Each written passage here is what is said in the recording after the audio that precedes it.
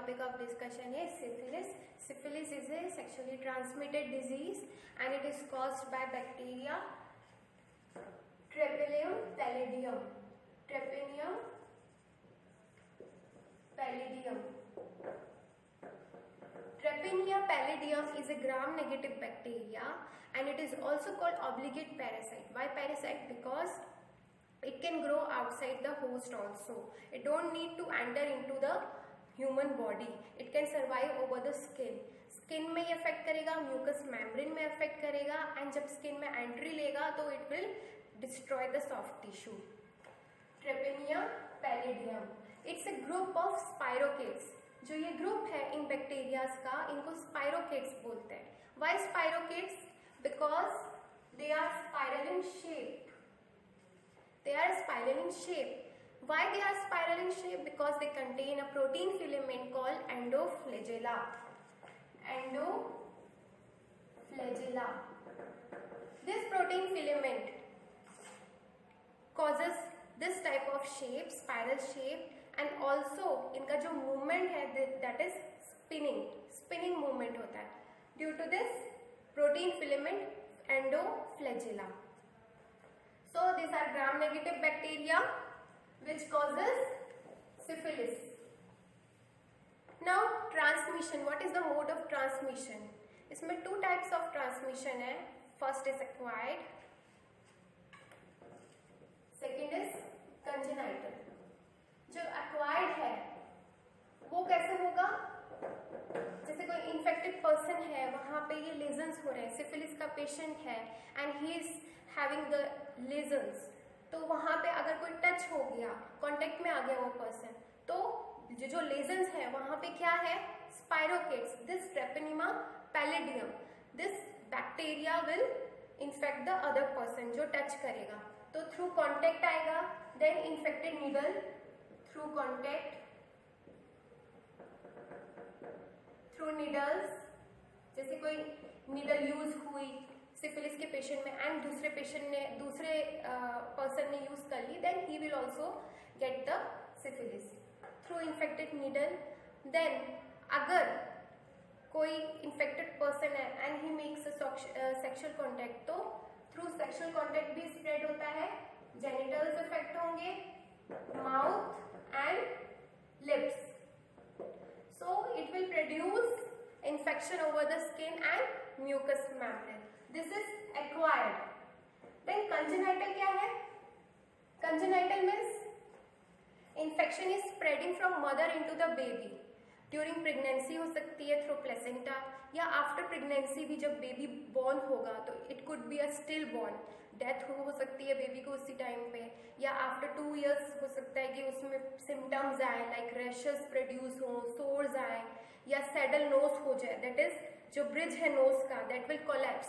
Deafness हो सकती है बेबी में, या कोई neurological problems like muscular coordination नहीं हो अच्छा, माइंड का स्टेबिलिटी नहीं हो, या कोई भी ऐसा ब्रेन से रिलेटेड कोई भी डिसऑर्डर हो सकता है बच्चे में, या बच्चा मरा हुआ पैदा हो सकता है. बिसाइड दिस आईज में कोई इफेक्ट हो सकता है, या ईयर्स में जैसे डेफनेस हो सकती है. तो दिस इज कंजेनाइटल, जब मदर से बेबी में आएगा. एक्वायर्ड में जब इन्फेक्टेड नीडल्स यूज होंगी, या फिर किसी कॉन्टेक्ट में कोई आएगा किसी इन्फेक्टेड पर्सन के, क्योंकि ये क्या करता है? स्किन एंड म्यूकस मेम्ब्रेन को इफेक्ट करता है. तो स्किन में जब लेजन्स बनते हैं, सोर्स बनते हैं, अल्सर्स बनते हैं, और वहां पे किसी ने टच कर दिया, क्योंकि वहां पे जो ग्रोथ है सुपरफिशियल, जो स्किन पे ग्रोथ हो रही है हमें दिख नहीं रहा, they are spirochetes, treponema pallidum. तो वहां पे कोई टच कर देगा तो इन्फेक्शन स्प्रेड हो जाएगा. देन जो एक्वायर्ड है इसके अंदर स्टेजेस है. First is primary syphilis. ये हमें कब पता चलता है? After 1st to 3rd week. 1 to 3 weeks के अंदर हमें इसके सिम्टम्स मिलने शुरू हो जाते हैं. सबसे पहले क्या होता है? सोर्स प्रोड्यूस होंगे, दैट कुड बी लोकलाइज्ड. ये जो प्राइमरी मैनिफेस्टेशंस हमें दिखेंगी, दे आर लोकलाइज्ड. तो जो सोर्स दिखेंगे they will be few over the legs और आर्म्स. ओके, Beside this, ये जो sores हैं, these are lesions, ulcers. जो ulcers होंगे वो ऐसे होंगे जहां पे flat surface होगा and जो borders होंगे that will be raised. Ulcers with raised borders and flat surface. यहाँ पे बीच में क्या है? Fluid. Fluid में क्या है? Spirochetes. बैक्टीरिया ट्रेपिनिमा पैलिडियम वो ग्रो कर रहा है, तो यहाँ पे कोई टच हो गया तो दूसरे पर्सन में भी इन्फेक्शन आ जाएगा. So this are the ulcers and sores. इन अल्सर्स को कहते हैं chancre. This is very important. जो ये प्राइमरी सिफिलिस है उसमें शैंकर्स दिखेंगे हमें. Chancres. Now after this infection will spread into the lymph nodes. lymph nodes में जब infection spread होगा तो क्या होगा? lymph nodes का swelling and lymphadenopathy. lymph nodes से then infection कहाँ जाएगा? lymph जब body में travel करेगा तो पूरी body में blood में जाएगा, blood से then बाकी organs में. This is the primary. Then secondary. Secondary syphilis. जो प्राइमरी सिफिलिस होगा वो अपने आप ड्राई हो जाएगा 3 to 6 वीक के अंदर. एंड अगर ड्राई नहीं हुआ तो primary syphilis will convert into secondary syphilis जो कि 6 to 12 वीक्स के अंदर है. 6 to 12 वीक्स के अंदर. देन इसमें क्या होगा? Lesions will produce what like lesions जो कि हार्ड हो सकते हैं एंड इसमें कोई पेन नहीं होगी, कोई ईचिंग नहीं होगी एंड पेनलेस. ईचिंग नहीं होगी and maculopapular rashes. This rashes will be without itching and ये कहाँ पे होंगे? In trunk, abdomen, legs, arms. क्योंकि अब क्या इन्फेक्शन जो है वो ब्लड में आ गया. लिम्फ नोड्स में पहले आ गया था, देन लिम्फ में आया, देन ब्लड में आया. तो कैपिलरीज में इन्फेक्शन जा रहा है एंड जहां जहां कैपिलरीज जा रही हैं, ट्रंक में जा रही हैं, एब्डोमेन में, आर्म्स में, लेग्स में, तो वहां पे दिस इज क्रिएटिंग इन्फेक्शन. और इन्फेक्शन हो रहा है तो क्या हो रहा है? वहां पे मैक्यूपैपुलर रैशेस बन रहे हैं एंड ये जो रैशेस हैं that are non itchy. Okay. Then after this अगर वहां पे पस फॉर्मेशन स्टार्ट हो जाएगा तो then this macular papular rashes will convert into pustular eruptions जहां पे वाइट फ्लूइड कलर का डिस्चार्ज दिखेगा. देन वॉट लाइक लेजन्स मिलेंगे जो कि हार्ड हो सकते हैं, रेस्ड एंड फ्लैट भी हो सकते हैं. After the secondary,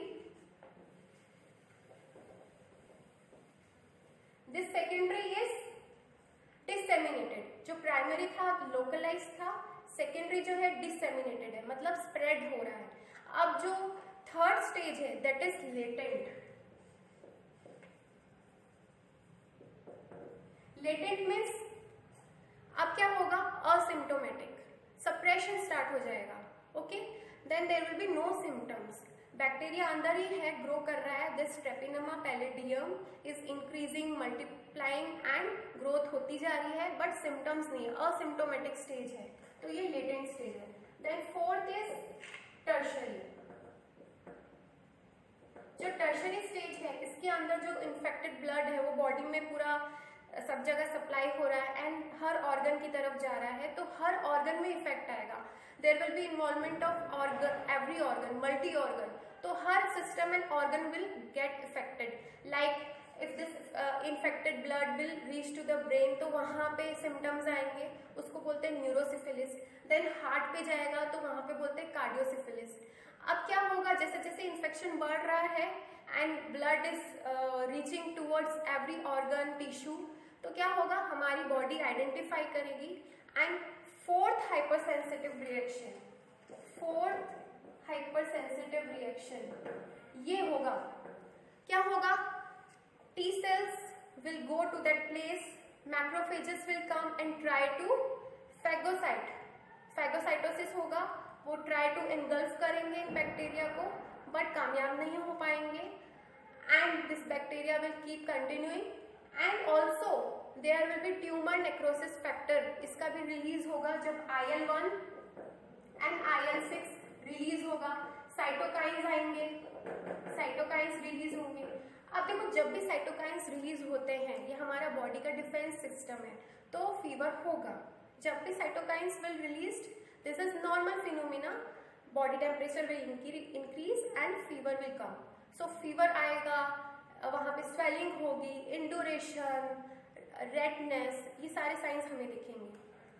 then multi organ involvement होगा, तो मल्टी ऑर्गन इन्वॉल्वमेंट में हार्ट में जाएगा तो हार्ट में सारे सिम्टम्स आएंगे, वहाँ पे इन्फ्लेमेशन होगा, जो अब नॉर्मल साउंड सुनाई देंगे इन्वेस्टिगेशन के टाइम पे। देन एंडोकार्डाइटिस हो सकता है, पाल्पिटेशन डिफेक्ट हो सकता है। ब्रेन में जाएगा तो ब्रेन के अंदर क्या होगा, हेडेक होगा, देन एपिलेप्सी हो सकती है, पैरालिसिस, एपिलेटिक सीजर्स आ सकते हैं, कोऑर्डिनेशन प्रॉपर नहीं होगा, बैलेंस प्रॉपर नहीं होगा।